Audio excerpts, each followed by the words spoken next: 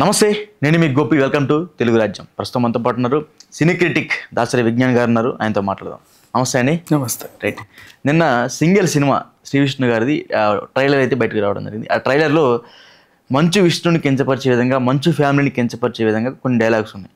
So రీసెంట్గా విష్ణు గారు release అయ్యే శివయ్య సినిమా అవుతుందో, సో ఆ సినిమాలో విష్ణు గారు శివయ్య అని గట్టిగా అరుస్తూ ఉంటారు శివుడి దగ్గర. సో ఈ సినిమాలో కూడా ఆయన ఎక్కిరిస్తా శివయ్య అన్నట్టుగా, అదేవిధంగా లాస్ట్లో కూడా ఆ మంచు కురిసిపోతుంది అని బూతులు తిట్టినట్టుగా అయితే ఈ సినిమాలో కొన్ని డైలాగ్స్ ఉన్నాయి. సో ఇవన్నీ కూడా మంచు ఫ్యామిలీని ఉద్దేశించి అన్నట్టుగానే ఉన్నట్టుగా చాలామంది ఫ్యాన్స్ భావిస్తున్నారు. దీని మీద మీ అభిప్రాయం ఏంటి? సో బేసికల్లీ సోషల్ మీడియాలో బాగా వైరల్ అయ్యే కొన్ని పదాలని రెగ్యులర్గా అప్పుడప్పుడు వచ్చే సినిమాల్లో వాడుకోవడం మనం చూస్తూనే ఉన్నాం. లైక్ రవితేజ మూవీ అనిల్ రావిపూడిది రాజా ది గ్రేట్. అప్పట్లో ఒక అతను ఇట్లా తాళాలు కొట్టుకుంటూ ఓ ఓ ఓ ఓ ఓ అనేవాడు. అది రవితేజ సినిమాలు అనిల్ రావిపూడి పెట్టించాడు. నెక్స్ట్ గుండా గుండా మామిడి. ఆ తర్వాత చిరంజీవి వాల్తేరు వీరయ్యనోనా జంబలక్కడి జారు మిఠాయ, నేను లుంగి కడతా చూడు అని అన్నాడు, గుర్తుందా? సో అదొకటి. అండ్ అంతెందుకు కుర్చీ మడత పెట్టి, ఆబ్వియస్లీ సోషల్ మీడియాలో ఫేమస్ అయ్యేవి అంటే లైక్ చాలామంది రెగ్యులర్గా వాడేవి. మోహన్ బాబు గారు ఒకసారి ఫసక్ అన్నాడు, అది చాలా ఇదైపోయింది. మంచు లక్ష్మి గారు కూడా నిలదీసిపోయి అన్నారు.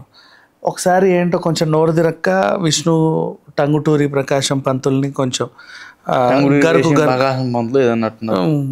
నోరు తిరక్క ఏదో అని ఉంటే దాన్ని కూడా వీళ్ళే వైరల్ కూడా చేశారు చాలా ఇంతకుముందు ఒక దాంట్లో. రెగ్యులర్గా వస్తూనే ఉంటాయి ఇవి.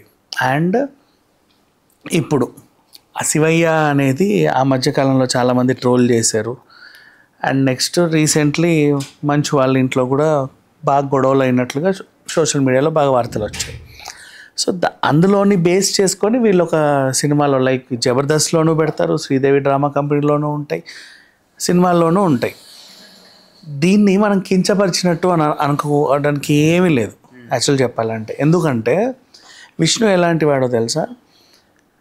తనని ట్రోల్ చేసిన వాళ్ళందరికీ ఇన్విటేషన్లు ఇచ్చి ఇన్వైట్ చేశాడు. ఒక దానికి ట్రోల్ చేసే వాళ్ళందరూ వచ్చారు, విష్ణు ట్రోల్ చేసిన వాళ్ళే వచ్చారు అక్కడ. ఓకే, మేము పేజ్లో ట్రోల్ చేసే వాళ్ళు వచ్చారు. వాళ్ళు వచ్చి నువ్వు నీ పేజ్ పేరేంటి, నీ పేజ్ పేరేంటి చేస్తున్నారు, సరదాగానే ఉన్నాయి, మేము కూడా సరదాగానే తీసుకుంటాం, అదేం పెద్ద ఇది లేదు అని చాలా హుందాగా చెప్పాడు. అది ఎలాంటి హుందాతనం అంటే, ఇప్పుడు అసెంబ్లీలో అప్పట్లో వైఎస్ రాజశేఖర రెడ్డి గారు, చంద్రబాబు నాయుడు గారు మాట్లాడేవి చాలామంది మిమిక్రీ ఆర్టిస్టులు ఒక ఫ్లైట్లో చంద్రబాబు గారు, కృష్ణ గారు, శోభన్ బాబు గారు, మోహన్ బాబు గారు వెళ్తూ ఉంటే ఏం జరిగింది, ఒక షిప్లో వాళ్ళు వెళ్తుంటే వీళ్ళందరూ పిక్నిక్కి వెళ్తే ఏం జరిగింది, వీళ్ళందరూ కలిసి ఇంకేదైనా ఎగ్జిబిషన్కి వెళ్తే ఏం జరిగింది, అలా రకరకాల ఫండ్స్ చేసేవాళ్ళు. వీళ్ళు కూడా దాన్ని చాలా స్పోర్టివ్గానే తీసుకుంటారు. నెక్స్ట్ నువ్వు న్యూస్ పేపర్ తెరిస్తే కార్టూన్స్ ఉంటాయి ఎక్కువ. ఆ కార్టూన్స్ కూడా ఇప్పుడు ఫర్ ఎగ్జాంపుల్ జయలలిత గారు కొంచెం బొద్దుగా ఉంటే ఇట్లా రౌండ్గా గీసేవారు. కేసీఆర్ కొంచెం ముక్కు పెడకుండా ఇంత ముక్కు వేసేవాడు. ఫన్గా వాళ్ళు కూడా దాన్ని స్పోర్టివ్గానే తీసుకుంటారు. కార్టూన్స్ కాబట్టి కార్టూన్ అంతే. సో అట్లా ఇప్పుడు కూడా ఈ సినిమాలో జరిగింది ఏదైతే ఉందో, వాళ్ళు ఎవరిని ఉద్దేశించారో మనకు తెలియదు, కానీ అఫ్కోర్స్ సోషల్ మీడియాలో 90% ఇదే అని అంటూనే ఉన్నారు. శివయ్య అనేది రీసెంట్లీ అక్కడే వచ్చింది కాబట్టి కన్నప్ప నుంచి అది బాగా ట్రోల్ చేశారు చాలామంది. సో దాన్ని వీళ్ళు అలా వాడుకున్నారు. బట్ అంటే ఇంకా సినిమా రిలీజ్ కూడా అవ్వలేదు అఫ్కోర్స్. మళ్ళీ అంటే ఇది అవ్వలే అది అవ్వలేదు, ఇది రేపో ఎల్లుండో వస్తుంది. కన్నప్ప ముందు వస్తుందో తర్వాత వస్తుందో కూడా తెలీదు. రేపు ఎల్లుండి ఇది వస్తుంది సింగిల్. కన్నప్ప వచ్చేసి 27th జూన్. బట్ ఆ సినిమా కొరిగేదేమీ లేదు. అలానే విష్ణు కూడా ఫీల్ అవ్వడు, అది వాళ్ళని కించపరిచినట్టేం కాదు. సరదాగా ఈ పిల్లలు ఏదో తీసుకున్నారు, సోషల్ మీడియాలో వైరల్ అయిన కొన్నిటిని తీసుకున్నారు అంతే. దానికి వీళ్ళు ఎవ్వరు ఫీల్ అవ్వరు, వాళ్ళని కించపరిచినట్టు అని కూడా అనుకోవాల్సిన అవసరం కూడా లేదు. అంటే అది మనం అనుకుంటున్నాం, బట్ చాలామంది లోపల బాధపడుతూనే ఉంటారు. బట్ కెమెరా ముందుకు వచ్చి లేకపోతే ప్రజల ముందుకు వచ్చి అట్లా అంటారు. సో ఈ పరంగా అయితే మంచు విష్ణు చాలా సఫర్ అవుతుంది, కేవలం ట్రోల్స్ వల్లే చాలా దెబ్బతినిపోయారని బయట టాక్. దానికి ఏమంటారు?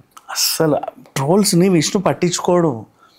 వీళ్ళు బాగా ట్రోల్ చేస్తారు కానీ not only Vishnu, even Mohan Babu garu కూడా ట్రోల్స్ని అసలు పట్టించుకోడు. ఏదో పిల్లలు సరదాగా చేసుకుంటున్నారులే అని వదిలేస్తాడు అంతే. అంటే మేము చిన్నప్పటి నుంచి చూసాం కదా, రాజకీయ నాయకులు రాజకీయ నాయకులనే రౌండ్కి ఇప్పుడు మోడీ ఉన్నాడు, ముక్కు ఇలా వేసి ఒక కార్టూన్ వేస్తాడు. అబ్దుల్ కలాంని కూడా కార్టూన్లు వేశారు, మీకు తెలిసే ఉంటుంది. చాలా చూడండి మీరు, కావాలంటే ఇప్పుడు గూగుల్లో నొక్కి చూడండి, పేర్లు కొట్టి కార్టూన్స్ అని కొడితే వచ్చేస్తాయి. సో దాన్ని వాళ్ళు స్పోర్టివ్గానే తీసుకుంటారు. ఇలాంటి మీమ్స్ కూడా అంతే. వీళ్ళైతే విష్ణు అయితే దీనికి ఏం ఫీల్ అవ్వడు, అది నేను ఓపెన్గా చెప్పగలను. ఓకే, మీరు ఈ విష్ణు గురించి మాట్లాడుతున్నారు కాబట్టి రీసెంట్గా విష్ణు మీద కొంతమంది యూట్యూబర్లు కొన్ని వీడియోస్ చేశారు. సో ఆయన ఎట్లానే మీమ్ పేజ్లా కన్వర్ట్ చేసి మాట్లాడటం, లేకపోతే ఆయన గురించి సినిమా గురించి మాట్లాడటం, అట్లా మాట్లాడినప్పుడు ఒక అతను చంద్రహాస్ అనే ఒక అతన్ని వాళ్ళ టీం మెంబర్స్ ఎవరు సంబంధించిన వాళ్ళు వెళ్ళి వాళ్ళ ఇంటికి వెళ్ళి గొడవలు చేసి పోలీస్ స్టేషన్లో కంప్లైంట్ ఇచ్చి అతను అరెస్ట్ చేయించి 2 రోజుల దాకా స్టేషన్లో తెప్పించి ఇప్పుడు కూడా అతని మీద ఎఫ్ఐఆర్ నమోదు అయ్యే ఉంది. సో అతను ఇప్పుడు కూడా హైదరాబాద్లో తిరుగుతున్నాడు. సో అలాంటి వాళ్ళకి చాలా జరుగుతుంది మనం తెలియకుండా. సో దాన్ని ఏం చేస్తారు? చంద్రహాస్ అనేవాడు వాంటెడ్లీ టార్గెటెడ్ పర్సన్, వాడి గురించి ఎక్కువ మాట్లాడడానికి లేదు. ఎందుకంటే వాడు కావాలని విష్ణుని ఎంచుకొని ఒక రోజు టార్గెట్ చేశాడు. యాక్చువల్గా తన జర్నీ ఎలా స్టార్ట్ అయిందో చెప్తా.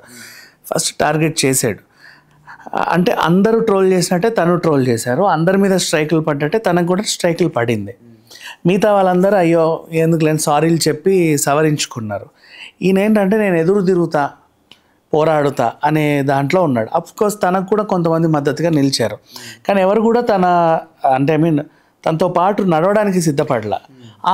మా మద్దతు అని చెప్పేసి అలా తెరచాట్ల మద్దతు ఇచ్చారు. ఆ తర్వాత ఈ చంద్రహాస్ ఏంటంటే ఒకానొక సిట్యువేషన్లో వాళ్ళ దగ్గరకు వచ్చి మీరు పెద్ద అయినా అలా అంటావా ఇలా అంటావా అని చెప్పేసి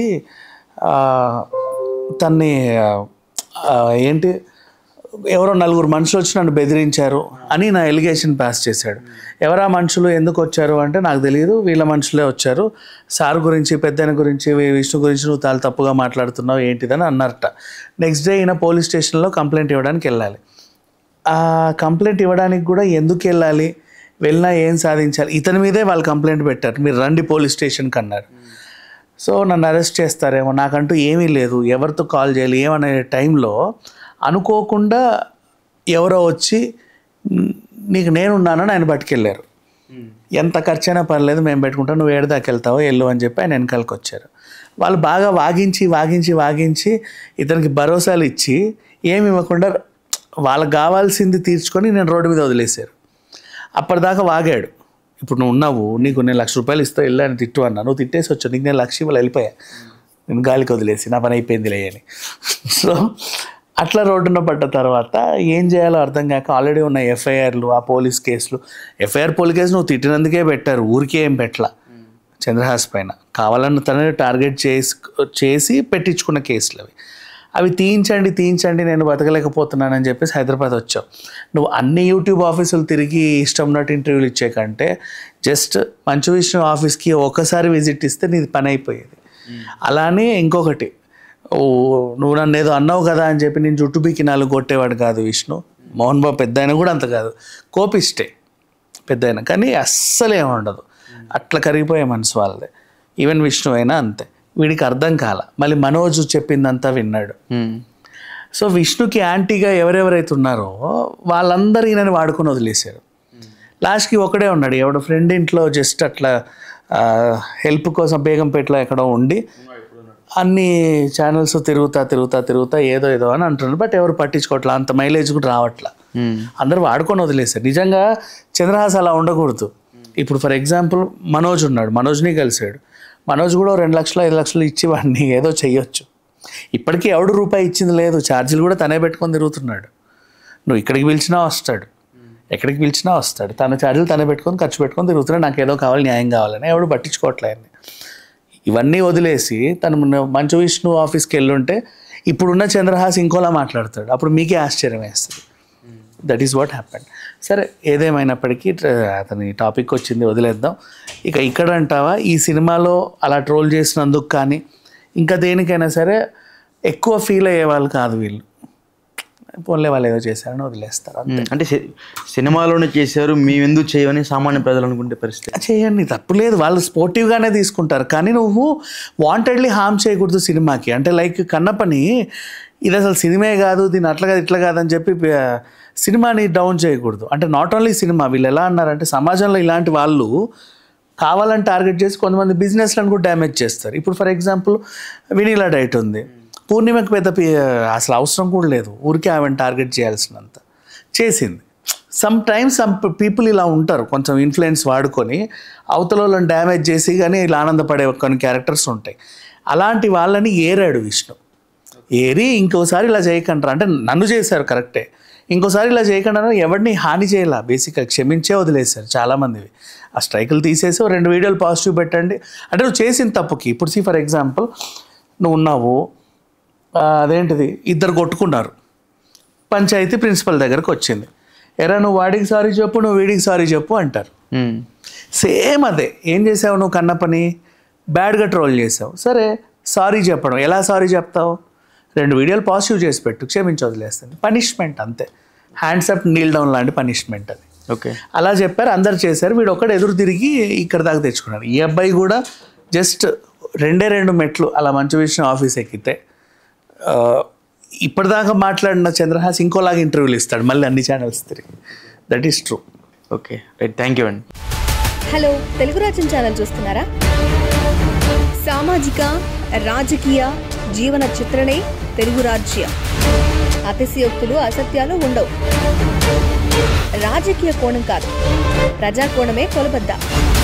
తెలుగు రాజ్యం వీక్షణ మీ ఉత్తమ అభిరుచికి నిదర్శనం.